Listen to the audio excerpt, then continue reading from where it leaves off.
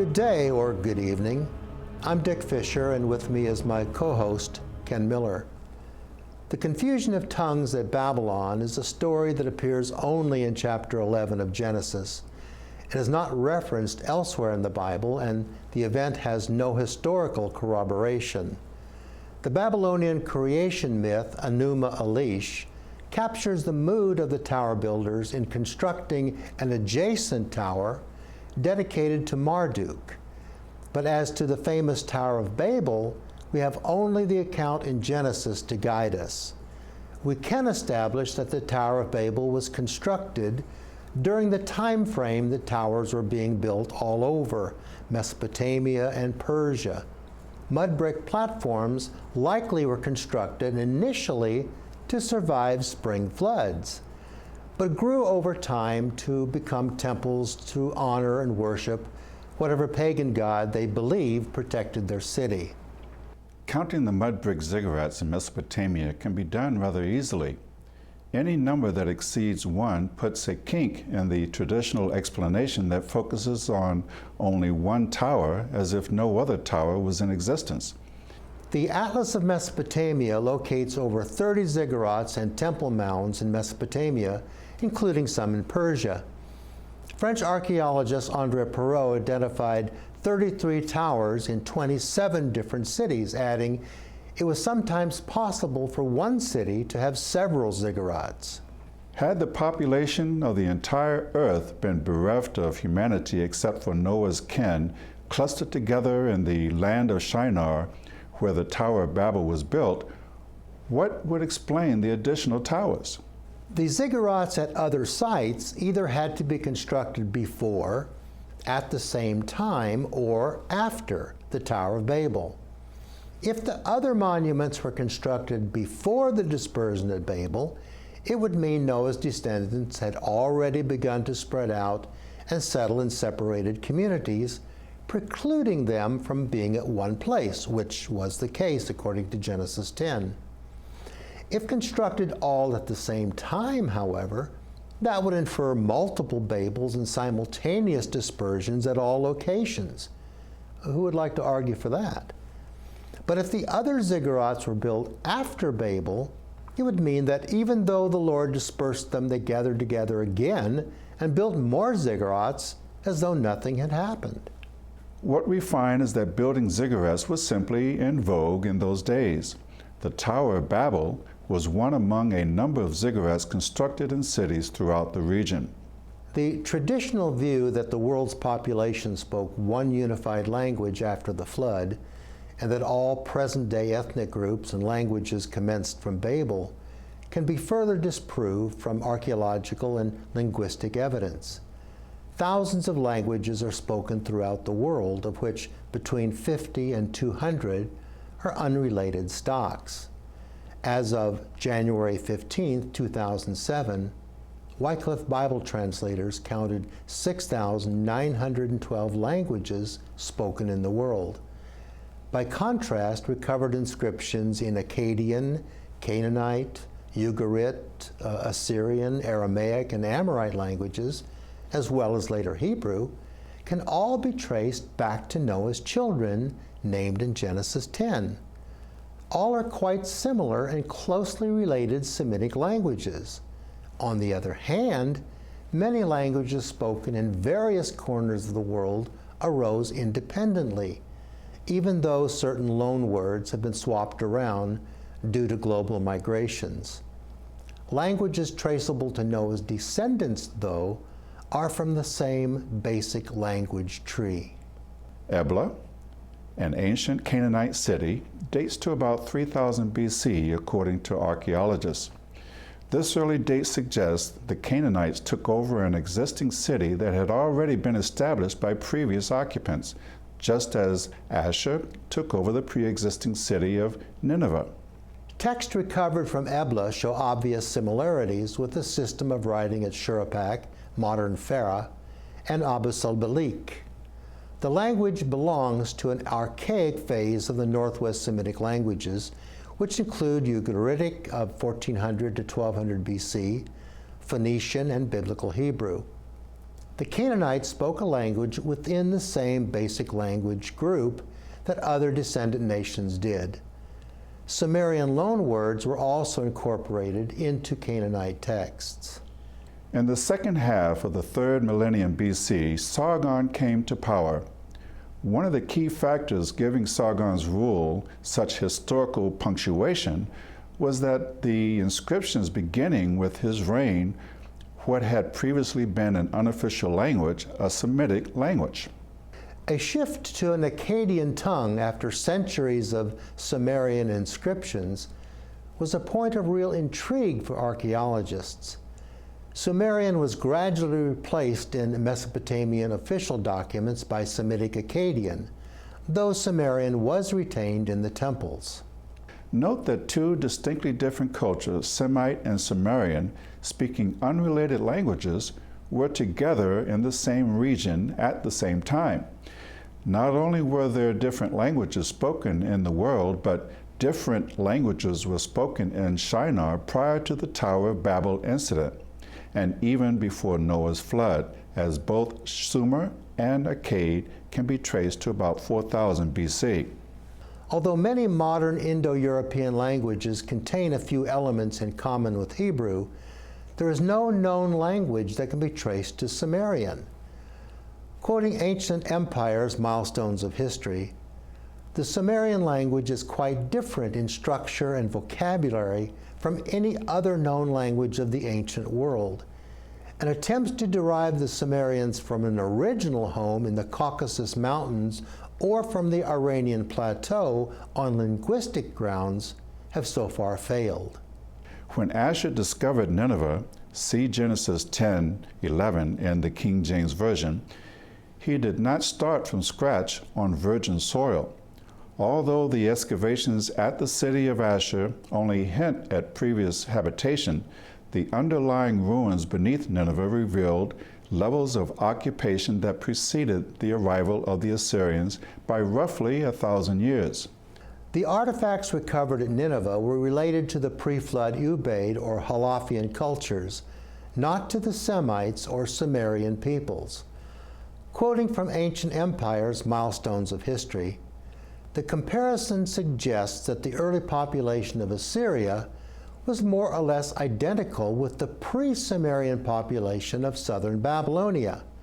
The absence of any remains corresponding to the so-called early dynastic period of Babylonia makes it clear, on the other hand, that the Sumerians never occupied Assyria. Pottery and artifacts dating to the pre-flood period at Nineveh comprise an unmistakable body of evidence of a pre-existing populated site upon which Asher could build a city. But the testimony runs deeper than that. Cuneiform writing found at the site reveals the city was called Ninua, even before the Semites arrived. Excavations in Egypt have uncovered the remains of a variety of races of peoples who began moving in at the beginning of the dynastic period. Again quoting Ancient Empires, physically these peoples differed unmistakably from the pre-dynastic Egyptians, whereas the latter were unusually small in stature and possessed long and narrow skulls, about 132 millimeters in breadth. The newcomers were more massively built, and their skulls, about 139 millimeters in width, were appreciably broader than those of their predecessors. Although the origin of these immigrants is unclear from purely fossil finds, Semitic elements began to appear in the vocabulary of the Egyptian language, and it is likely these newcomers brought it with them. Semitic language elements appeared in Egyptian or Egypt after the first dynasty began with Narmer, who ruled about 3100 BC and are not found prior to that date. The existence of ancient peoples living in Egypt has been well established. The pre-dynastic period in Egypt dates to 4000 BC. There is also evidence of population concentrations in the floodplain of the Nile dating as far back as 6000 to 5000 BC. The building of the Aswan Dam encouraged salvage programs in that area that uncovered a virtual uninterrupted sequence of occupation from the Paleolithic to the Mesolithic in southern Egypt. That is, from about 30,000 to 10,000 BC. Not to belabor the point, but there is also evidence that the Nile Valley was first explored perhaps as early as 700,000 years ago by some of our ancient predecessors. Alexander Winchell was professor of geology, zoology, and botany at the University of Michigan from 1855 to 1873, and chair of the geology and paleontology department from 1879 to 1891. Writing in 1888, Winchell found the wanderings of Noah's sons and all their kin does not embrace more than 1/15 of the territory which we now find populated by man. Bristling at the intractable theological establishment, Winchell made a caustic comment on Genesis 10. Was this an attempt to explain the origin of all the nations of the world? Does this genealogical map imply that the regions beyond its limits were then unoccupied by human beings? Does it mean that the various tribes and nations which are now spread over the earth have arisen from the wider dispersion of the sons of Noah? Had the black tribes of Africa and Australia and Melanesia and the brown nations of Asia and America and Polynesia been produced from the posterity of Noah during the interval which separates us from the flood? Yes, yes, says the Catechism, which under cover of a religious instruction assumes to indoctrinate our children in ethnological science. Yes, yes, says the commentator, who experiences no difficulty in swallowing the exegetical and indigestible crudities which have been the heirlooms of the Church for 2,000 years. Yes, yes, yes, exclaims too unanimously the modern teacher of divine truth, all unconscious that the science of ethnology has made visible advances since Jerusalem was the center of the world. Winchell ended his tirade against the establishment with, "To all these questions, I reply in the negative." Just to add a footnote, Winchell's attitude may have been less strident if he had known he, too, had reached an erroneous conclusion. Drawing on his accumulated knowledge of anthropology of the late 1800s, Winchell could see that Adam came too late in history to start the human race, but he did believe mistakenly that Adam was the first Caucasian. Unfortunately, mistaken conclusions have plagued this issue for many hundreds of years, and Winchell is just one more casualty proving that old adage, "A little learning can be a dangerous thing." We have pointed out frequently in these episodes that the establishment of racial characteristics in humans long preceded the Neolithic period in which Genesis places Adam. So at least we've learned something within the past 130 years?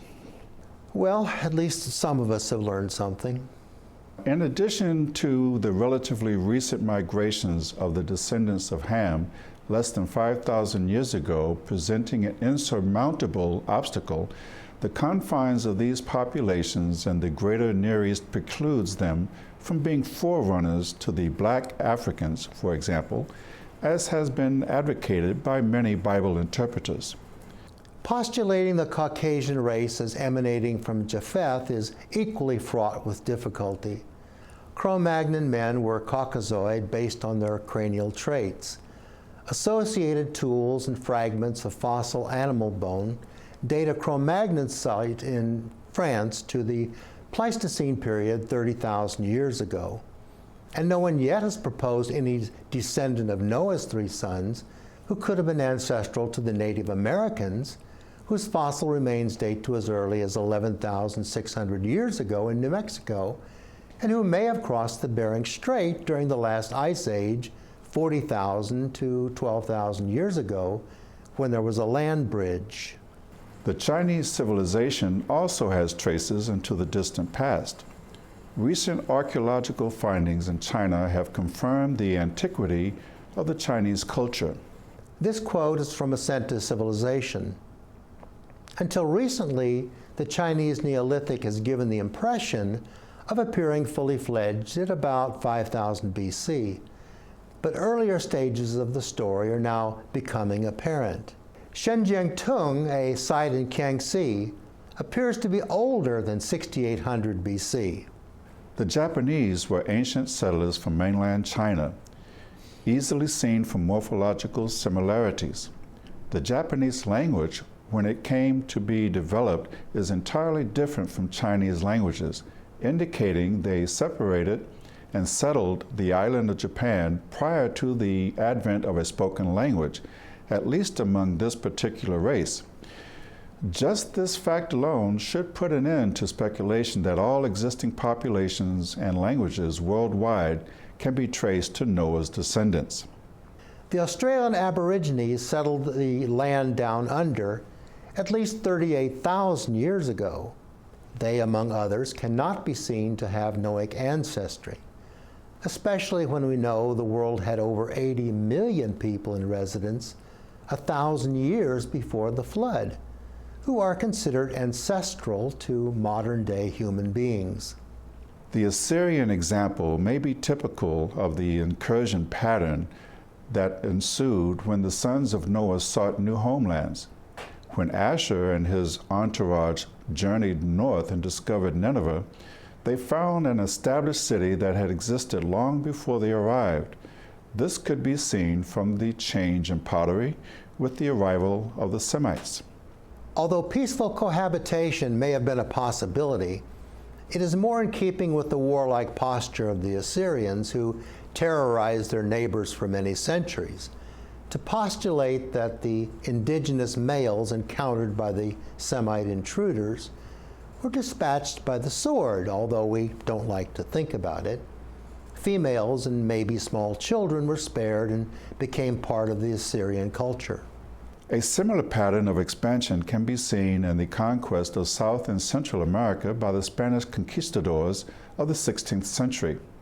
Susa was the primary city of ancient Persia, which began as a population center as far back as 4000 BC, clearly a pre-flood date, and at roughly the same time the Sumerians arrived in the West.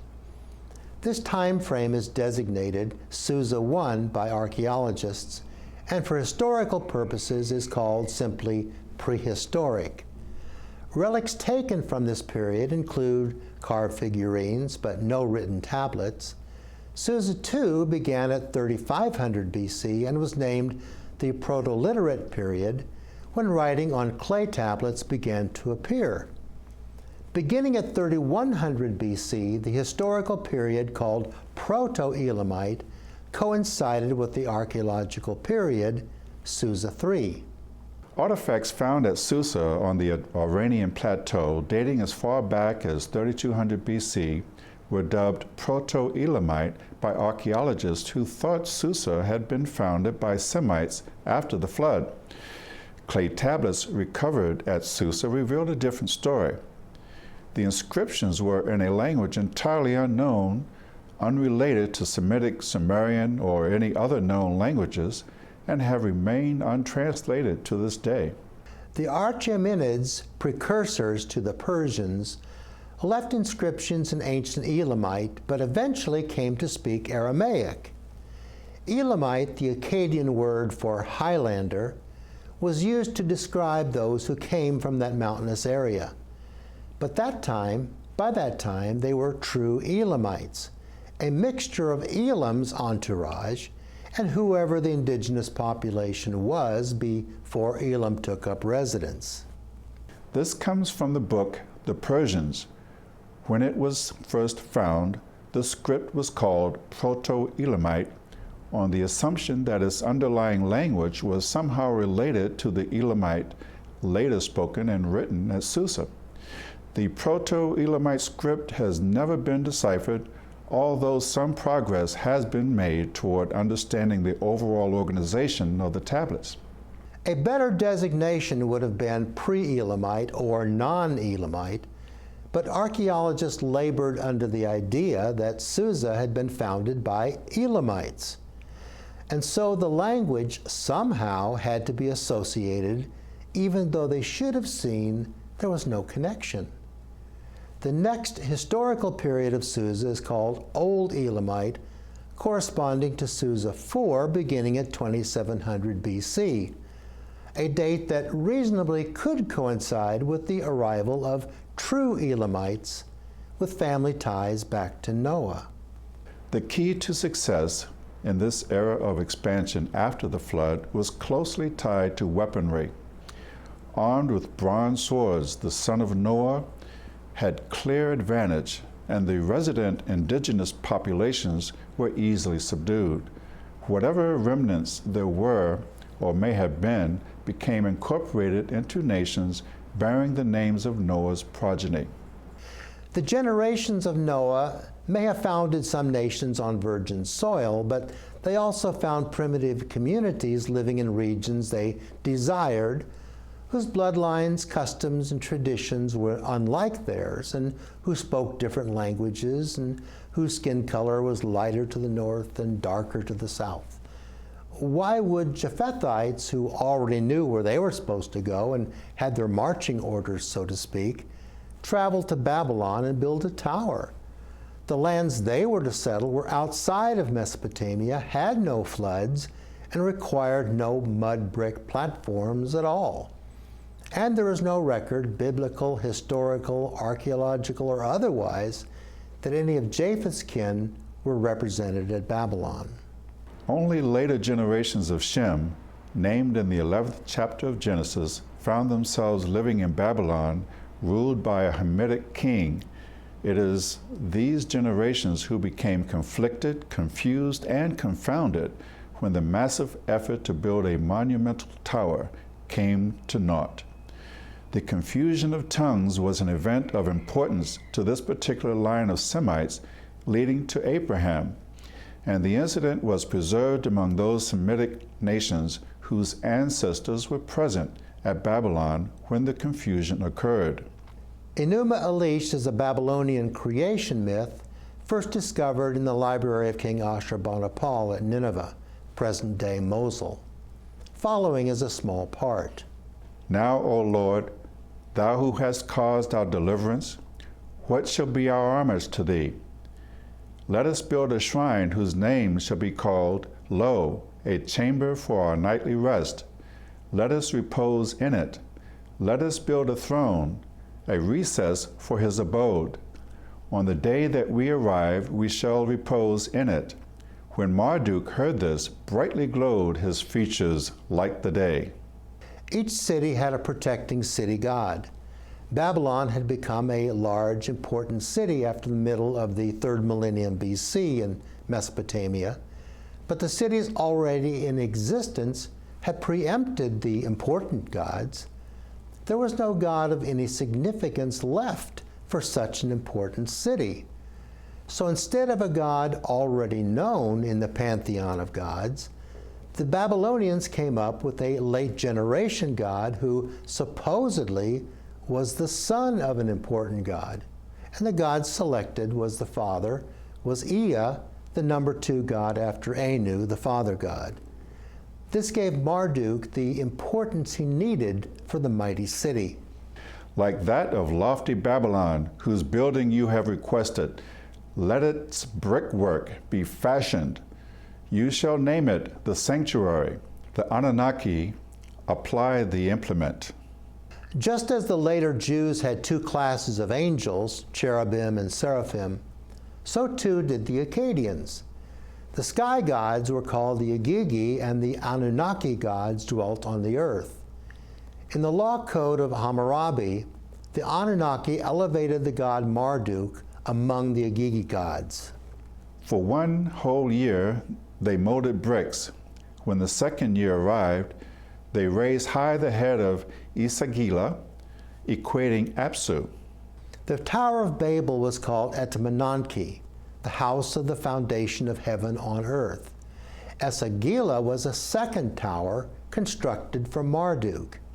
What they are saying is that the tower will be as high as the Apsu, the primordial waters, are deep.